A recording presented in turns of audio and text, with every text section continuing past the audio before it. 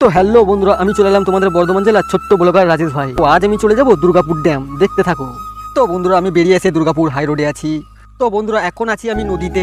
আর এখানে আসার পর আমি দেখলাম ছোট ছোট ভাইগুলো এখানে নৌকা চালাচ্ছিল। তারপর আমি গাড়ি নিয়ে একটু এগিয়ে যাওয়ার পর দেখি এখানে সিঁড়ি আছে, আর আমি সিঁড়ির মধ্যে উঠে যাই। এখানে 7-8টা মতন ঘরও আছে। আর এদিকে এই ফুলটাও খুব সুন্দর দেখতে বন্ধুরা। আর এখানেও একটা মূর্তির গরু তৈরি করা রয়েছে বন্ধুরা। তারপর আমি গাড়ি নিয়ে বেরিয়ে গেলুম গেটের সামনে। আর এখানে এসে দেখলুম খুব কমই জল ছিল, আর জায়গাটা খুব সুন্দর লাগছিল। তারপর দোকানে কিছু খেয়ে নেওয়ার পর এখানে এই মূর্তিটাও খুব ভয়ঙ্কর। তারপর আরো কিছুটা এগিয়ে যাওয়ার পর আমি দেখলুম এইখানে খুব সুন্দর সুন্দর মূর্তি করা রয়েছে বন্ধুরা। আর এইখানেও অনেক মূর্তি আছে যা দেয়ালের মধ্যে করা আছে বন্ধুরা। এইখানে দেখি একটা বড় সাপেরও মূর্তি করা রয়েছে। আর এদিকেও দুর্গাপুরের পার্কেটা খুব সুন্দর লাগছে।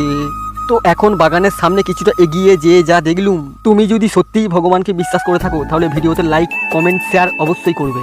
তারপর এখানে দেখলুম একটা বাবা মহাদেবের শিবের মন্দিরও এখানে অবস্থিত আছে।